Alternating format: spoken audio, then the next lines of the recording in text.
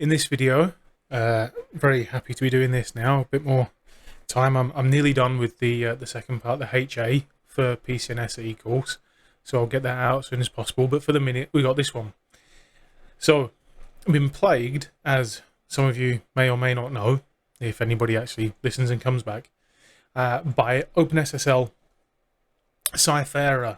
Okay, this is linked back to a OpenSSL vulnerability where there was an issue with the code, and it could create a man-in-the-middle attack or privilege escalation. There was all manner of things it could be used for.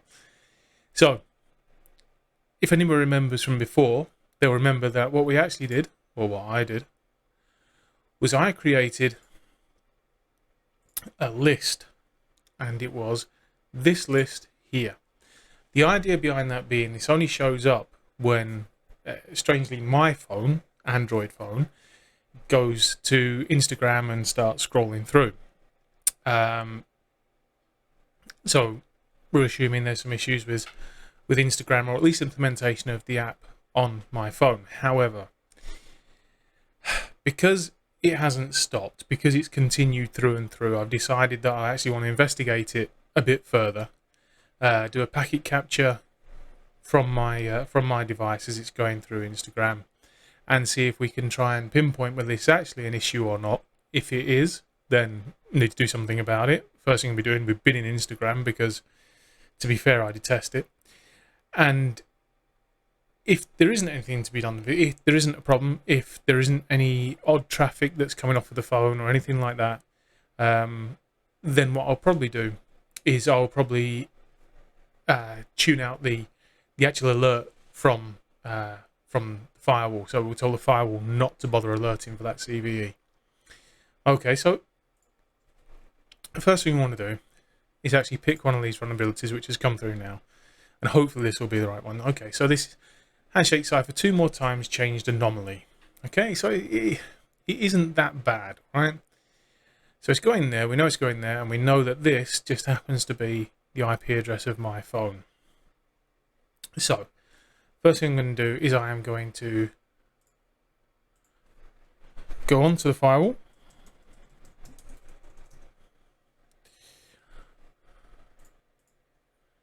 and I should really have done this in advance, because what I want to do is I actually want to see the traffic that's coming off of the firewall, coming off of the phone, sorry. And the best place for me to do this, because I haven't got a spam port or anything like that set up, is on the firewall. Okay, so this isn't within that list, and I mean there needs to be more. Actually, I need to do more around the alerting from the firewall, because we actually need a bit more context than is here. So we need to look at that a bit further along the way, and we can also do some more to automate it as well. Okay, so for the initial thing now, as I say, we're going to go and we're going to capture some of the traffic that's going to come off it. So I'm going to just clean this up, because I haven't bothered cleaning it up from before when I had some issues with a VPN. Okay, and then we're going to manage the filters and bin that filter as well. Okay, so packet captures on PA, awesome. One of the first go-tos, obviously, to do any kind of troubleshooting, and really easy to set up and really easy to download and then go through. So what we're going to do is going to manage the filters. Okay, and I am going to create one. I'm not going to use that one because that's the wrong interface. So our ingress interface is, as it suggests, is the ingress interface. So we know, or I know for a fact, .15 is where it's coming from. Now I'm not going to bother going for the destination. We do know it goes over 443 because we have destination port 443 there. But the reason I'm not going to do the destination is because I want to be able to capture all the traffic that's coming off it going over 443. Now, if I actually think it through and I switch off everything else that it's doing, so if I clear off all my browser windows and so on and so forth, there should only be the one thing that's going on 443. Now, that isn't always going to be the case, of course, because pretty much everything these days is going across 443, which is what makes the PA so fantastic, because now you don't have to rely on the fact that everybody wants to use 443. You can categorize by application as it looks into it. Not bothered about IPv6, we're not bothered about non-IP or the protocol, so we're going to, yep, we'll have some of that. Right, so now the stage that we're going to capture it at. So as we said before, we got the stage with drop. So this is if it's dropped on the way in, dropped to any stage, drop stage of the firewall. The firewall stage, this is going through the firewall as it's passing through the modules and so on, a firewall decision. Receive is literally as it's received on the interface. And transmit. Okay, so we're going to go for receive. And we are going to call this SSL. Not going to do a packet count because I'm not that bothered. Right, and so now we have our filters, which we're going to switch on. And we have our packet capture there, and then it sort of whinges at us a little bit about, you know, for troubleshooting only, so on and so forth. Right, so I'm going to say OK. And then you can't see this, but I'm going to pop through the old Instagram there. And typically this now appears not to be giving me any kind of warning, or is it? Have a look. So we have some open SSL traffic, but we haven't triggered a warning, but that's okay because we should still be able to see it. Because if you remember, one of the main reasons, or the only reason, that we're not going to have any warnings is because of that list, which is in here.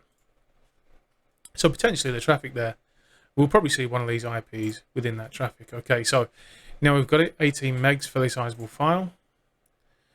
So let's open it. So let's start to have a look then and see what we've actually got here. So 15 is going to Instagram, Man2, Facebook. So what I guess we're looking for really is we're looking for this to be going anywhere really other than Facebook or Facebook CDN. And the reason I say that is because what we're concerned about here is we're concerned about there being anything being injected in the middle that is going to change the traffic, or it's going to send a copy of my traffic somewhere else. Okay. So 1.200 is my front end. That's the front end IP. And if we look through, we can see if we start there, server hello, change Cipher spec, application data, and then we've got the app data going through, and that's all good. Crypto padding, change Cipher spec. I mean, it does appear to be changing the Cipher spec one hell of a lot, if I'm completely honest, but I don't think that's really a problem. The main thing I'm looking for here is for anything outside of Facebook, and I can't actually see anything. All I can see is what looks like genuine Facebook addresses and so on. Doesn't seem to be anything particularly bizarre. Got a few things out of order, simple as things are getting transmitted. So I'm okay with that. I'm okay with that. We can do a little bit more digging, of course. Okay, and to do that, I think the best thing to do is to show you the Palo Alto Threat Vault. This is, you can reach it from the monitoring tab. So if we go to monitor, threat, and you can see it's just full of non-SYN TCP, which we need to, at some point in the future, I need to tune out. But I have created a filter already, which will get rid of that. So we can load our filter from there. So let's save filter or load filter. Choose that one. Load that filter. And then apply it. And then we can see we've got our traffic there from our 0.15, and its alert and severity is low. Okay, and then looks like all the IPs are roughly the same. There's a few differences there, 225, 214, so on. Okay, so to check this out in the threat vault, we're going to open up the log there. Just going to make this a bit bigger so you can see it. Okay, and so we can see now that we've got the rule it went across on, which is internet access. We can see the source, which is me, which is my phone, sorry. No source user because I'm not logged in as a user at the minute. And then we've got the details of the vulnerability. So what we're going to do, that's the ID that we've got there, 31120, which we can see here, 31120. Okay, and then we're going to view that in the threat vault. Okay, and there, so we're in the threat vault now, and we can see that we've got the protection signatures. We can see the CVE that it is, so we can search for that as well. So if we, and then go, we can see if we go to, say, I don't know, first one. And then this will give us the rundown from as far as National Vulnerability Database is concerned, and we can see there that it's basically to do with this, to do change Cipher spec function in OpenSSL. None of this is what we're using, so none of this, I don't believe any of this has got anything to do with us. We can click on that for more information. So basically what it is, the threat ID, a basic description of it. So software hardware use OpenSSL library, which we all know because everybody jumps on the back of everybody else. A vulnerability exists in OpenSSL libraries handlers change Cipher spec messages. Category DOS, there's a CVE again, first release, and it's released, and it's alert and severity low. So at this point, I'm going to say, I'm going to be fairly confident that what I can do is I can bin that now from my alerting on the firewall, because continually adding, I could actually add within that list, we could get the cider blocks of Instagram, and we could do it that way, and then block everything based on the ciders. But really, when all said and done, it's a lot of work for something that, I mean, it's an alert, severity low. We've seen all the issues. We know for a fact that it's the Instagram application that's triggering it. So that's what we're going to do. So we're going to tune it out of here. So I'll go to, we're going to go to objects, vulnerability protection. In a minute. Now we know for a fact that the rule it came through on was the internet rule, the home internet rule. So we can use the home vulnerability. I'm so very, very original with my names. And here now we're going to search for that particular CVE or that particular threat ID. And how we're going to do that, as I said before, if we just put in a search there, and that search was for 31120, and try and go for it, we won't see anything because that search is for our ones that we've got enabled. If we do show all signatures, then we can see that we've got our threat ID there, what it is, the low risk, the CVE all match, and everything like that. So what we're actually going to do is we're going to enable that as an exception. Click OK, and now you can see you've got 3 exceptions in the home vulnerability profile. So now I'm going to commit that. It is always best practice to add a description. I think you should add a description, and for this we're not going to spell it wrong.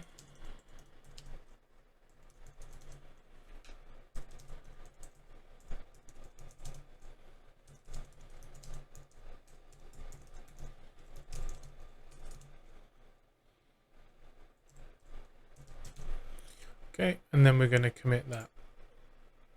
So once that's committed, now I can go back to here, and I can continue with that. And I can put an else in as well, because I don't think it is. So this is a false positive. The mark it is completed. Then that will go through to close the incident. Now really, one of the things that we can do is if we go to incidents, because now you can see we've got a lot of incidents. We've got a lot of instance there, and we can search for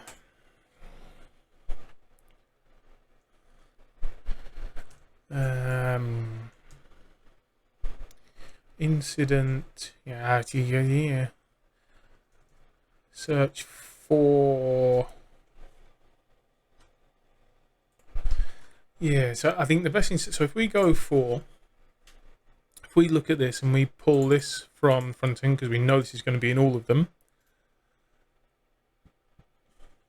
Okay, and we search for OpenSSL. So again, to get there, we would go type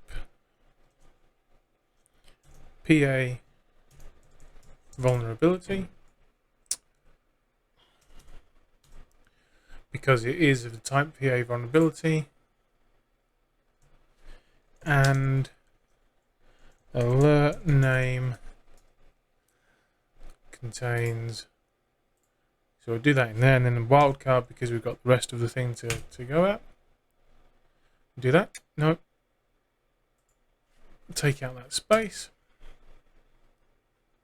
Now we've got all of them. So what we're going to do now is we're going to take the top one, which is 168.031. I'm going to select all of them, then deselect that one.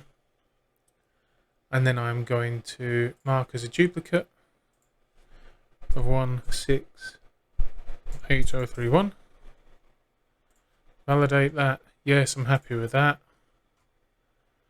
Okay. And then, right, so now if we go to and not status closed,